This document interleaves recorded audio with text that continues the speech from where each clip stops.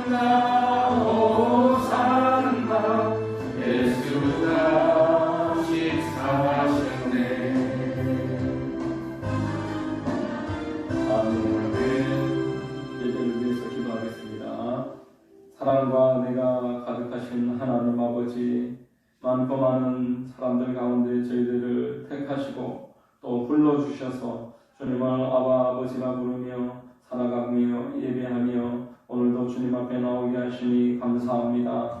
이 시간 우리 예수 그리스도의 보혈을 의지하여 긍휼하심과 때를 따라 돕는 은혜를 얻기 위하여 주님 앞에 담대함으로 나왔사오니 하나님 긍휼과 은혜를 베풀어 주시고 우리의 심령 가운데 감사와 기쁨과 은혜 하나님으로 말미암는 기도의 응답과 회복과 치유의 역사 넘쳐날 수 있도록 주님 인도하여 주시옵소서.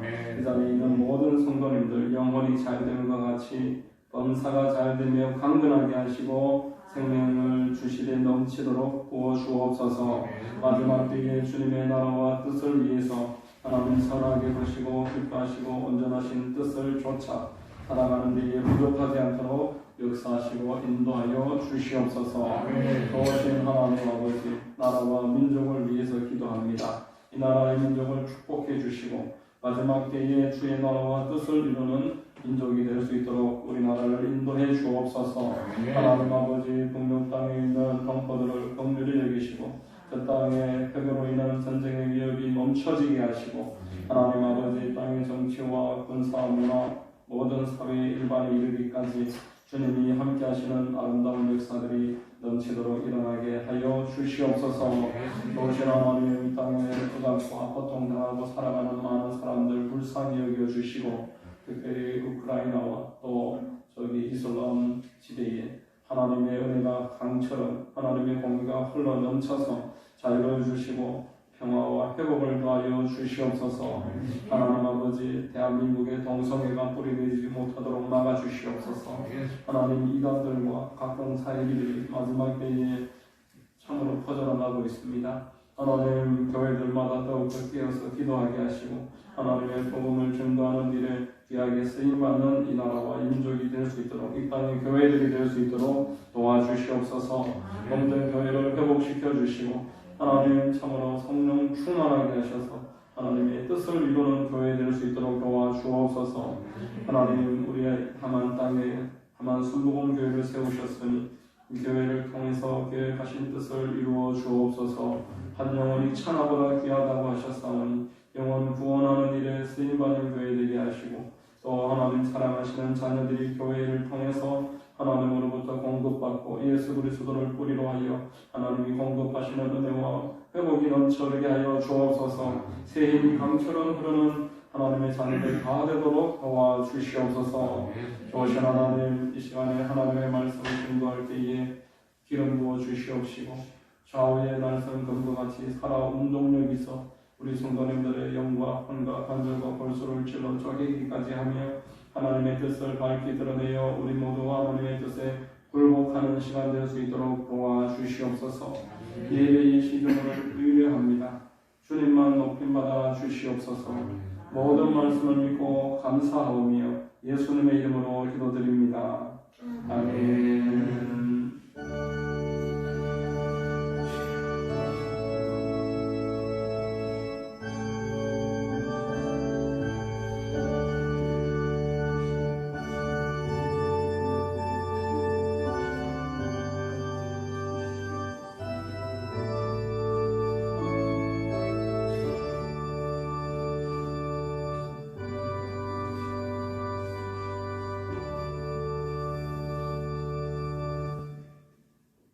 할렐루야. 오전 예배 나오신 여러분들 주님으로 환영하고 축복합니다. 네, 우리 한번 인사하겠습니다. 참 잘 오셨습니다. 잘 오셨습니다. 만나서 반갑습니다. 저는 봉독해드린 히브리서 4장 14절로 16절 말씀을 통해서 때를 따라 돕는 은혜, 이와 같은 제목의 말씀을 전하겠습니다.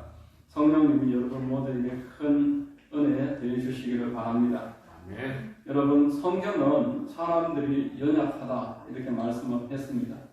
그리고 우리 주변에는 시험이 있다 말씀합니다. 그래서 자칫 잘못하면 넘어지기 쉽다라는 것입니다.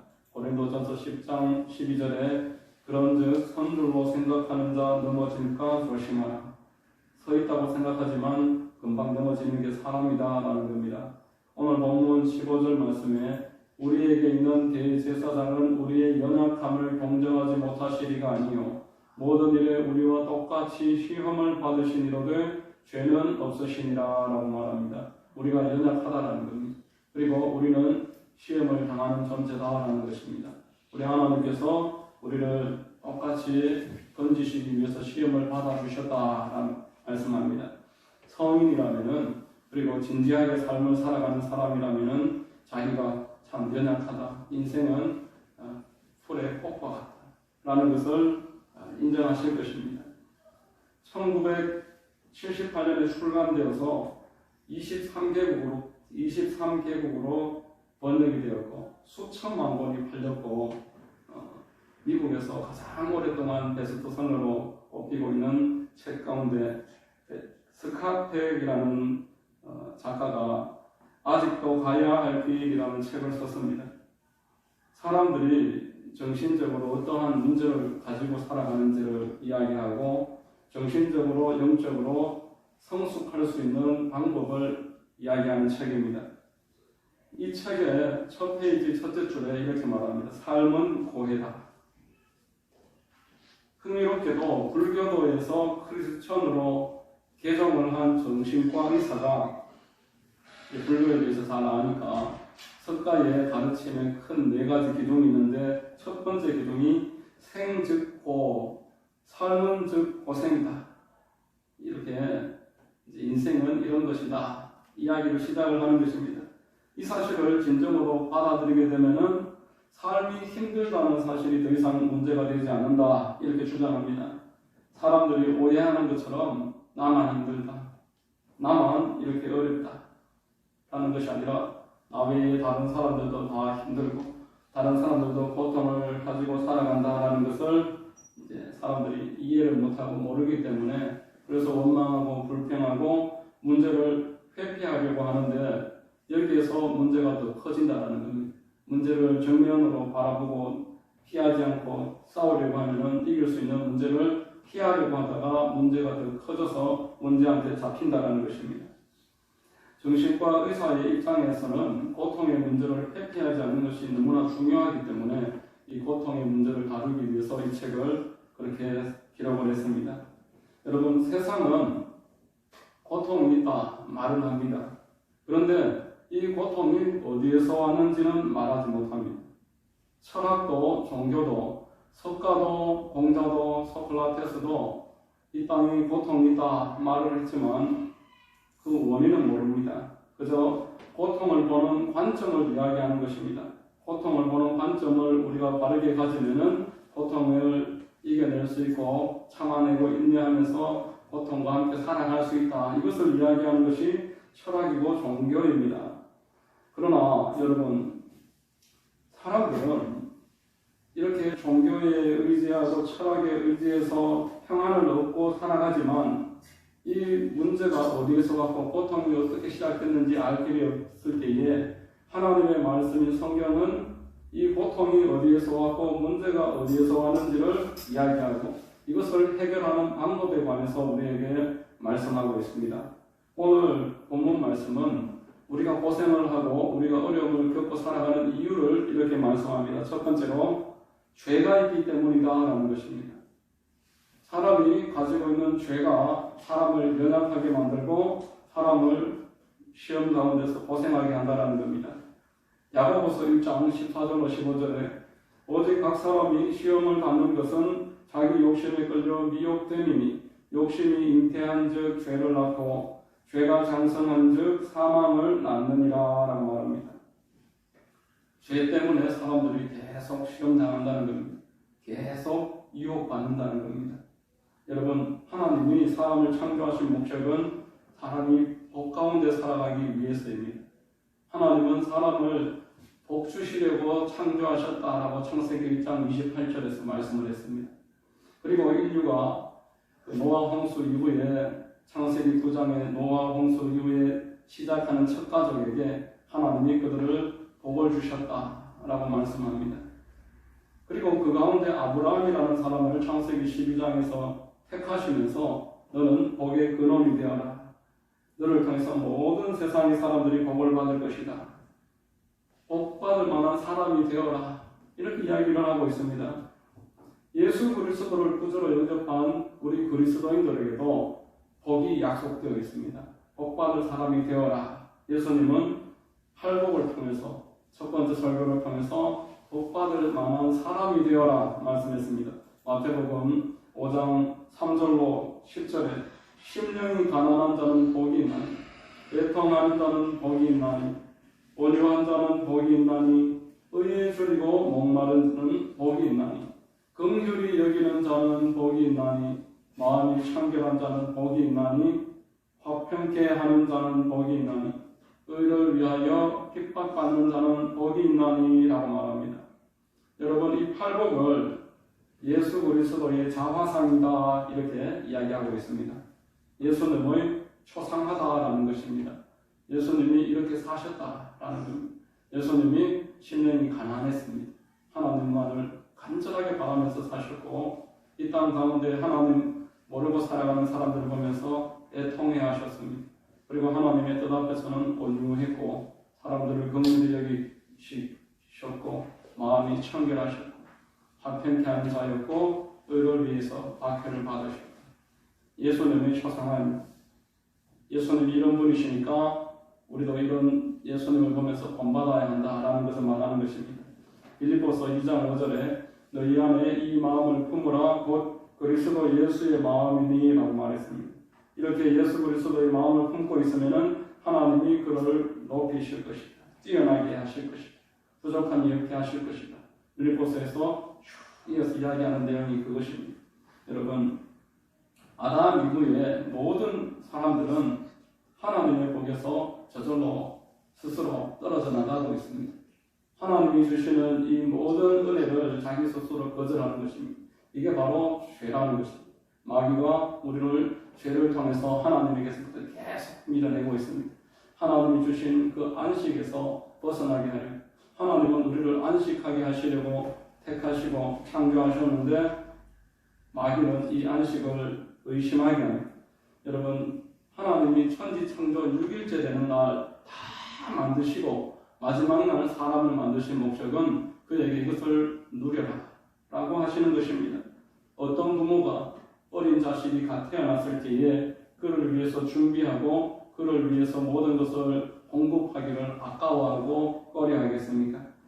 부모가 마련한 것이 완전하고 풍족하면 그럴수록 부모와 자식은 함께 기쁘고 감사하고 영광스럽게 되는 것입니다. 하나님께서도 우리를 위해서 모두 다 준비하시고 기꺼이 저와 여러분들이 그것을 누리기를 지금도 원하고 계십니다. 그러나 아담과 하와로 인해서 시작된 이 죄, 마귀가 꾀임을 주어서 넘어갔던 그 죄로 말미암아서 그 이후로 모든 사람은 죄성을 타거나 하나님에게서부터 자발적으로 떠나는 것을 선택한다라는 겁니다. 이스라엘 백성들이 애굽 땅에서 430년 동안 종살이를 하다가 하나님이 구원하셨습니다. 약속의 땅으로 인도하십니다. 그러나 여호수아와 갈렙의 출애굽 1세대 전체는 불신앙 때문에 그 땅에서 멸망당하고 말았습니다. 하나님을 믿지 못하고 죄를 선택하고 계속 의심하고 하나님의 은혜를 시험했습니다. 오늘날도 마찬가지입니다. 신약성경에도 히브리서 4장 1절로 2절에 그러므로 우리는 두려워할지니 그의 안식에 들어갈 약속이 남아있을지라도 너희 중에는 혹 이루지 못할 자가 있을까 함이라.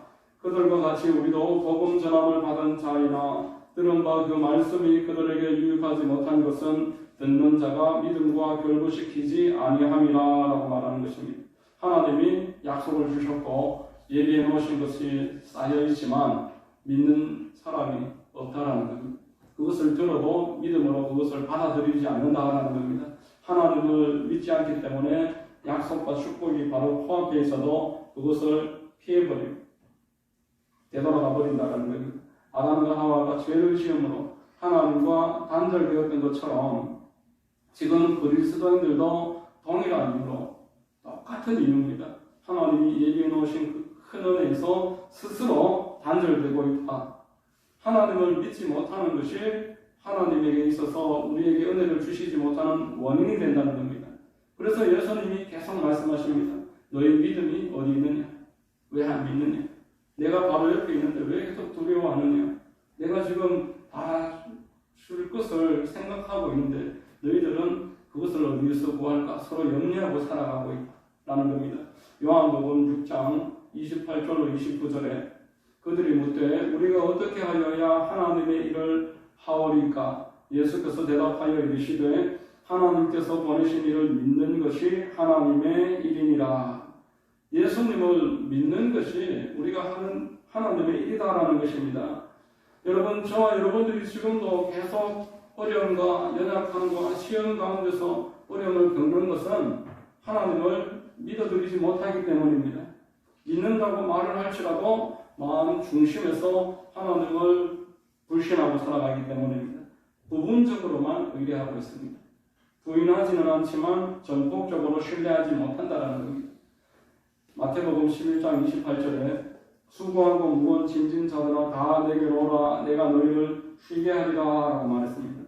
수고하고 무거운 짐이라는 것은 가난과 실패와 염려, 근심, 걱정, 두려움, 우리 삶에 일어나는 온갖 여러 가지 내가 생각했던 것을 넘어서는 환난과 어려움 가운데서 우리가 신음하는 것을 말합니다. 이러한 문제가 있는 사람들에게 사람을 찾지 말고 세상 방법을 의존하지 말고 나에게 와라. 나는 이미 벌써 다 준비해놓고 그것을 다 감당할 수 있을 만한 실력이 있는 너의 하나님. 나에게 오면은 안식하리라. 안식하리라. 말하는데 사람들이 이제 알지만 가지 못합니다. 믿지 않으니까 순종하지 못합니다. 더 깊이 그 마음을 바라보면은 하나님을 전폭적으로 의지하는 것을 수치스럽게 여긴다고 성경에서 말하고 있습니다. 하나님을 의지하는 것을 자존심 상해한다는 겁니다. 하는 데까지 다 해보고 이제 진짜 안 되면 그때서야 오지 처음부터 하나님께 자발적으로 의지하는 것을 기뻐하는 사람이 없다. 주도권을 잡고 있다는 겁니다. 광야 1세대 이스라엘 백성들이 처음에는 하나님이 만나 내려주고 하실 때에 그것을 받았지만 계속 종으로 있을 때와 비교합니다. 그때는 고기도 먹었고 부추도 먹었고 마늘도 먹었고 계속 그 시절에 내가 노예로 살았지만 힘으로 벌어먹을 때 그때가 좋았다. 하나님이 만나 지금 주시지만 이게 언제까지 주어질지 어떻게 누가 보장할 것이냐. 언제 멈춰버리면 광야 한복판에서 우리 애들과 우리가 어떻게 살아갈까. 돌아가자. 그러나 여러분 성경에서 말씀하시기를 40년이 끝날 때까지 만나는 멈추지 않았습니다. 가나안 땅에 들어가서 서수확해서 먹을 것이 생길 때 그날부로 만나가 멈췄다고 여호수아서에서 말씀하는 것입니다. 하나님은 4년이든 40년이든 400년이든 시간에 있어서 전혀 제한이 없으십니다. 하나님이 얼마든지 공급하실 실력이 있으십니다. 두 번째, 우리 예수께서 시험 받으신 것은 우리를 위함이다 말씀하고 있습니다. 우리는 죄 때문에 시험을 받는데 예수님은 죄가 없으신 분이신데 우리 때문에 시험을 받는다 하십니다. 본문 15절 후반부에 모든 일에 우리와 똑같이 시험을 받으신 이로되 죄는 없으시니라 라고 말했습니다. 사람들은 자기 죄 때문에 그러나 예수님은 사람들의 죄를 짊어지심으로 그 죄의 대가를 원인이 치르신다라는 겁니다. 여러분 아담의 죄로 인해서 이후로 태어나는 모든 사람들은 태생에서부터 죄인입니다. 죄를 지어서 죄인이 아니라 죄인이기 때문에 죄를 짓는다라고 성경에서 말합니다. 죄라는 것은 하나님에게서부터 벗어나는 것이 죄입니다. 기차가 레일에서 벗어나면 탈선입니다. 화살이 관역에서 벗어나면은 실격되는 것입니다. 육상 선수가 그 뛰어야 할 레일에서 벗어나면은 기록을 인정받지 못하고 탈락되고 마는 것입니다. 죄라는 것이 바로 이것입니다. 하나님에게서부터 벗어나는 것입니다. 아무리 실력이 좋고 빨라도 하나님에게서부터 벗어나면은 그것은 바로 실격인 것입니다. 예수님이 육신의 몸을 입고 이 땅에 사람 되셔서 오셨을 때는 결국 인간의 한계가 있으셨습니다. 모든 그리스도인들은 지금도 하나님과 사람의 뜻 사이에서 갈등합니다. 예수님이 겟세마네 동산에서 하나님의 뜻과 사람의 뜻 사이에서 계속 갈등하신 기도를 통해서 명확하게 알 수가 있습니다. 그래서 예수님은 계속 기도하는 삶을 사셨습니다. 이런 새벽에 일어나셔서 기도하셨고 그리고 지치고 피곤한 몸을 이끌고 산에 올라가셔서 기도하시다가 주무셨습니다. 여러분 기도가 하나님의 뜻을 알 수 있는 첩경입니다. 기도하면은 하나님의 뜻을 알 수가 있고 하나님의 뜻에서 벗어났다가도 기도하면은 돌아올 수 있습니다. 왜냐하면은 하나님의 뜻 안에 있을 때에는 마음에 평강이 있습니다. 육신은 고단할지라도 하나님의 뜻 안에 있으면은 마음이 기쁨이 있고 평강이 있습니다. 전도하러 나가시는 분들은 아실 겁니다. 일단 나가면은 그때부터 마음에 막 샘솟는 기쁨이 생깁니다. 하나님의 뜻 안에 있으면은 기쁨이 있습니다. 성령께서 내 마음속에 내주하시기 때문에 기도를 하면은 폭포수처럼 기도가 막 쏟아져 나옵니다. 그리고 하나님의 뜻에서부터 벗어나서 고통당하고 있는 사람들을 보면은 긍휼히 여기는 마음이 생겨서 눈물을 흘리면서 중보기도 할 수 있습니다. 그러나 하나님의 뜻에서부터 벗어나면은 그때부터 마음에 평강이 없습니다. 몸은 보다 편할 수 있지만 마음이 불안하고 염려되고 근심되고 뭔지 모르게 꽉 막혀 있어서 답답함을 느끼게 됩니다.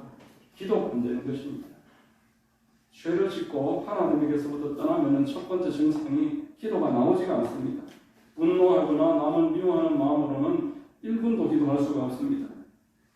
한 30분 기도하는 것 같은데 눈 떠보면 5분도 안 지나 있습니다. 그것은 내 마음에 지금 하나님의 영으로 가득하지 못하고 하나님의 뜻에서 내가 지금 좀 벗어나 있다. 이 바로 밑에가 된다는 것이 그 뜻입니다. 기도하는 사람은 하나님의 뜻 안으로 다시 돌아올 수 있는 기회가 생기는 것입니다.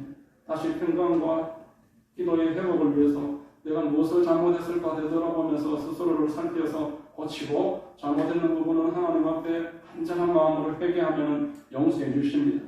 그래서 마음에 평강이 생깁니다. 여러분, 기도는 마음이 편안할 때까지 계속 기도하는 것입니다. 그래서 평강을 잃어버리면 내가 하나님의 뜻에서 지금 벗어나 있구나 알 수가 있습니다. 예수 그리스도는 기도를 통해서 하나님의 뜻 안에 있으실 수 있었습니다. 그리고 하나님을 당신의 마음으로 초청할 수가 있었습니다. 그래서 당신은 하나님의 뜻 안에 있었고 하나님은 그리스도의 뜻 안에 그 안에 있었습니다. 요한복음 15장 7절에 너희가 내 안에 거하고 내 말이 너희 안에 거하면 무엇이든지 원하는 대로 구하라 그리하면 이루리라 라고 말했습니다. 사람들이 얻지 못하는 것은 구하지 않기 때문이에요. 구하여도 얻지 못하는 것은 정력으로 쓰려고 잘못 구하기 때문이다 성경에서 말하는 것입니다. 이렇게 날마다 기도하는 사람은 예수님과 함께 있는 사람이 됩니다. 그리고 자기 자신이 하나님의 뜻 안으로 들어가게 되는 것입니다. 그래서 그가 하는 기도는 그 시기를 내가 선택하지는 못할지라도 반드시 응답이 있습니다. 이렇게 예수님은 죄에서 벗어나고 하나님의 뜻에 거하기 위해서 육신으로 거하실 동안 계속 기도하는 분이었습니다. 그래서 죄가 없으셨습니다. 하나님의 뜻 안에 있었습니다. 그러나 우리 주 예수께서는 죄를 짊어지시고 모든 시험을 받으셨습니다. 십자가에서 짊어지신 그 죄의 짐으로 말미암아 우리는 하나님으로부터 놀라운 은혜를 누리게 됐습니다. 첫 번째는 예수께서 십자가에 매달리심으로써 저와 우리 모두의 죄가 용서받았습니다. 피 흘림이 없이는 사함이 없느니라 히브리서에서 말했습니다. 예수님이 피를 방울방울 흘려주심으로 그 피로 말미암아 저와 여러분들은 사죄함을 얻게 되었고 그래서 하나님께로 나아가는 길이 열려진 것입니다. 요한복음 14장 6절에 예수께서 이르시되 내가 곧 길이요 진리요 생명이니 나로 말미암지 않고는 하나님께로 갈 자가 없느니 예수님은 십자가를 통과하지 않고는 하나님께로 갈 자가 없습니다. 두 번째는 예수님이 십자가에 달리시기 직전에 모적에 39대의 채찍을 당하신 것은 저와 여러분들을 육신에서 치료하시기 위해서 육신의 질병을 들어주시기 위해서입니다. 베드로전서 2장 24절에 친히 나무에 달려 그 몸으로 우리 죄를 담당하셨으니 이는 우리로 죄에 대하여 죽고 의에 대하여 살게 하려 하심이라. 그가 채찍에 맞음으로 너희는 나음을 얻었나니라고 말했습니다. 우리의 육신의 질병을 건지시기를 원하시는 하나님이시라는 것입니다. 우리를 치료하기를 기뻐하시는 하나님이시라는 것입니다. 여러분, 예수님이 십자가에서 마지막에 그 속옷까지 다 벗으셨습니다. 우리가 영화를 볼 때는 겉옷만 벗겨지는 모습이지만 성경을 읽어보면 속옷까지 다 벗겨지십니다. 철저한 가난의 상태에 들어간 것입니다. 그것은 저와 여러분들의 가난을 드러내시기 위해서 원래 우리에게 주시기로 얘기하셨던 그 축복과 풍요를 더해주시기 위해서 고린도후서 8장 9절에 우리 주 예수 그리스도의 은혜를 너희가 알거니와 부요하신 이로써 너희를 위하여 가난하게 되심은 그의 가난함으로 말미암아 너희를 부요하게 하려 하심이라 말씀을 했습니다. 여러분, 예수님은 죽으시고 장사되시고 옥에 들어가실 때가 지옥입니다. 다시 부활하셨습니다. 그리고 승천하셔서 하나님의 영을 저와 여러분들에게 부어주신다고 약속하셨습니다. 누구든지 그 약속을 믿고 성령을 받고자 기도하는 자에게 오늘날에도 성령이 임하셔서 방언을 말하게 하시고 하나님을 찬미하게 하시고 하나님의 뜻을 살아가는 일에 능력이 있게 하셔서 권능 있는 그리스도인으로 붙잡아 주시는 것입니다. 오직 성령이 너희에게 임하시면 너희가 권능을 받고 땅 끝까지 이르러 내 증인이 되리라 말씀을 하셨습니다. 이것이 우리 주님이 십자가를 짊어지시고 죄가 없으신 분이 시험 당하신 이유가 됩니다. 마지막으로 예수 그리스도의 부활은 저와 여러분들도 부활한다는 증거가 되는 것입니다. 우리가 부활하지 못할 것 같으면 하나님이 예수님도 부활하지 않게 하셨을 것이라 잠언 고린도전서 15장에서 말씀을 했습니다. 예수님이 재림하실 때 믿는 사람들은 다 들림받게 될 것이고 영원한 안식을 얻게 되는 것입니다. 여러분, 이 5가지 복을 위해서 예수님은 십자가를 지셨습니다. 죄가 없으신 분인데 죄를 짊어지시고 시험을 받으셨습니다. 우리를 이처럼 사랑하신다는 것을 확증해 주시는 것입니다. 그러므로 저와 여러분들이 누구든지 예수 그리스도를 마음으로 믿고 충분히 입술로 시인하는 삶을 살면은, 예수 그리스도를 증거하는 삶을 살면은 하나님이 영혼이 잘된 것 같이 범사가 잘되며 강건한 은혜와 복을 예비하셨음을 믿으시기를 바랍니다. 세 번째로, 이러므로 저와 여러분들은 하나님께 담대히 나아갈 수 있습니다. 우리는 죄인이지만 우리의 죄를 짊어지신 우리의 대속자가 계시니, 그러므로 우리는 하나님께 담대히 나아갈 수 있는 것입니다. 히브리서 4장 16절 오늘 본문 말씀에 그러므로 우리는 긍휼하심을 받고 때를 따라 돕는 은혜를 얻기 위하여 은혜의 보좌 앞에 담대히 나아갈 것이니라 라고 말했습니다. 우리를 위해서 긍휼하심과 때를 따라 도우시는 은혜가 그분에게는 무궁무진하게 우리의 상상과 우리의 가능성을 초월해서 방법이 넘쳐난다는 겁니다. 여러분, 지난달 9월달 추석 연휴에 있었던 일입니다. 추석이 토요일이었습니다. 그리고 그 다음 날이 이제 추석 다음 날이 주일이었습니다. 주일날 헌금함에 100만원권 수표가 한 장 들어와 있었습니다. 그보다 더 큰 금액도 지금까지 헌금이 있었지만 수표로 100만원권은 처음이었기 때문에 제가 순간적으로 하나님께 기도했습니다. 하나님, 이것을 어떻게 쓰기를 원하십니까? 이 수표를 왜 우리에게 주셨습니까? 기도했습니다. 그 사람에게 이야기하지 않았었는데 이야기를 이렇게 하는 겁니다. 아무개 집사님이 베트남 선교사님 계좌번호를 알고 싶어 하더라고 해서 저한테 이야기하는 겁니다. 그래서 저는 그것과 별개로 이제 계좌번호를 이제 받아서 전달하려는 마음으로 베트남 선교사님한테 카톡을 보냈습니다. 선교사님, 저희 교회 집사님 한 분이 그 선교 헌금을 하고 싶어서 계좌를 물으시던데 알려주실 수 있으시면 좀 보내주세요. 제가 예전에 적어놓은 것은 잃어버렸습니다. 저는 이제 괜찮다고 거절당할지도 모른다는 생각을 했습니다. 왜냐하면 코로나 이전부터 우리가 적은 금액이지만 계속 선교헌금을 보내고 있었던 선교사님인데, 코로나 시작되고 2021년 작년부터 베트남이 코로나가 너무 심해져서 뜻하지 않게 반강제로 안식 있는 상태나 마찬가지다. 아무것도 할 수가 없어서 선교헌금을 보내지 말라는 연락을 작년 초에 받았습니다. 그래서 멈추었고 올 초에 제가 다시 연락을 했습니다. 선교사님, 선교헌금 다시 보내겠습니다. 그러니까 아직도 마찬가지로 활동을 거의 못하고 있으니까 보내지 않아도 되는데 필요하면은 내가 다시 연락드리겠다. 이렇게 답장이 왔습니다. 그래서 제가 올 1월달부터 수석이 될 때까지 한 번도 연락을 안 했습니다. 한 번도 연락을 안 했는데 이제 추석 인사할 겸 선교사님 그 선교헌금 계좌 좀 여쭤볼 겸 그렇게 문자를 보냈더니만 선교사님이 이렇게 답이 왔습니다. 그렇지 않아도 장학금 줄 때도 많고 또 생필품 보내야 될 것도 있어서 기도하고 있는 중이었는데 그 카톡으로 계좌번호를 보내겠다. 바로 계좌번호를 보내주시는 이 일이 이제 추석 연휴 지나고 월요일날 있었던 일입니다. 그래서 제가 잠깐 기도하다가 100만 원을 그 선교사님에게 보내드렸습니다.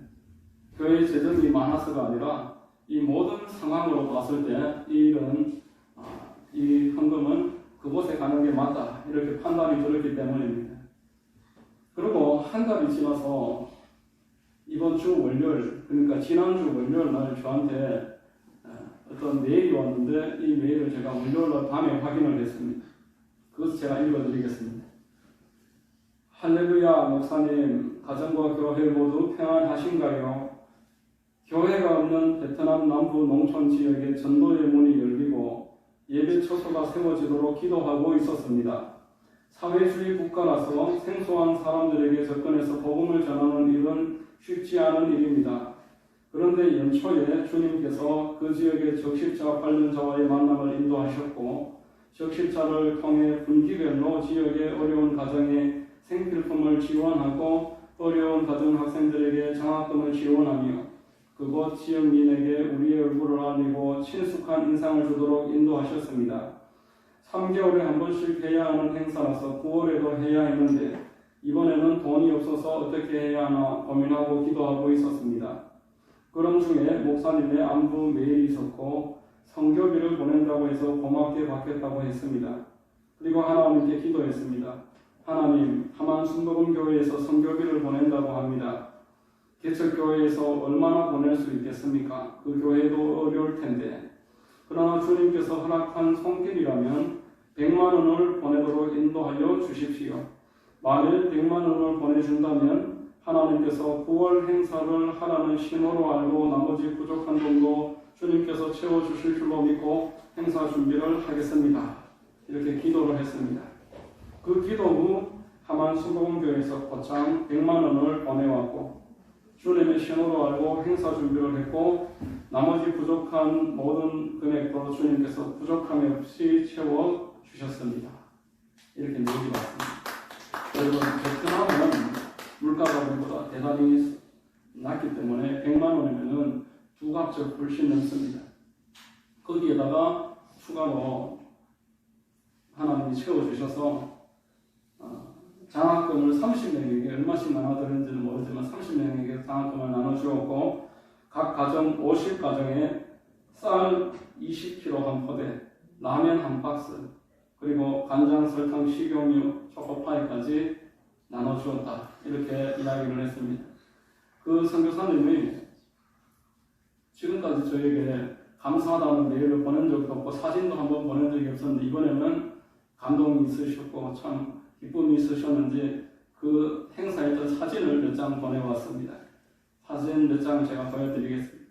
이렇게 쌀 20포대하고 라면하고 간장하고 이렇게 50가정에 그 금액으로 나눠주었고 30명의 학생에게 장학금을 나눠주는 행사를 포기할 뻔했는데 우리 교회의 그 헌금이 마중물이 되어서 그 행사를 완수할 수 있었다고 합니다. 그 중간에 계시는 분이 선교사님입니다. 둘째 줄 중간에 계시는 분. 여러분, 100만 원이 큰 돈은 아니지만 그 선교사님 입장에서는 하나님이 나를 긍휼히 여기시고 때를 따라 돕는 하나님이시다라는 것을 느끼기에 충분한 일이 되었을 겁니다. 끝으로 매일 이런 말씀이 있었습니다. 목사님과 하만 순복음교회의 감사의 마음을 전합니다. 그리고 선교비를 보내주신 이름 모르는 성도님께도 주님의 은혜와 평강이 모든 기도 제목에 함께 하시기를 기도합니다. 이렇게 내일의 답신이 왔고 마쳤습니다. 여러분, 베트남에서는 100만 원을 받기 위해서 사람에게 이야기하지 않고 긍휼히 여기시는 하나님께 기도했습니다. 그리고 우리 교회에는 흔하지 않게 100만 원짜리 수표가 헌금이 되었습니다. 딱 그때에 한 집사님에게는 그 선교사님에게 헌금하고 싶은 그런 감동이 생겼습니다. 이 세 가지가 합쳐져서 이루어진 일인 것입니다. 여러분, 오늘 16절에 그러므로 우리는 긍휼하심을 받고 때를 따라 돕는 은혜를 얻기 위하여 은혜의 보좌 앞에 담대히 나아갈 것이니라 라고 말합니다. 하나님이 저와 여러분들을 긍휼히 여기시고 때를 따라 돕는 은혜를 주신다는 것을 믿으시길 바랍니다. 여러분들에게 있어서 필요한 모든 것들은 어느 날 갑자기 하나님이 즉흥적으로 주시는 것이 아니라 이미 준비되고 있습니다. 이미 벌써 하나님이 다 예비해 놓으셨습니다. 안식하라는 말은 불안해하고 조바심 떨면서 달라고 고치면은 마지 못해서 주신다 이런 뜻이 아닙니다. 이미 있다는 것이.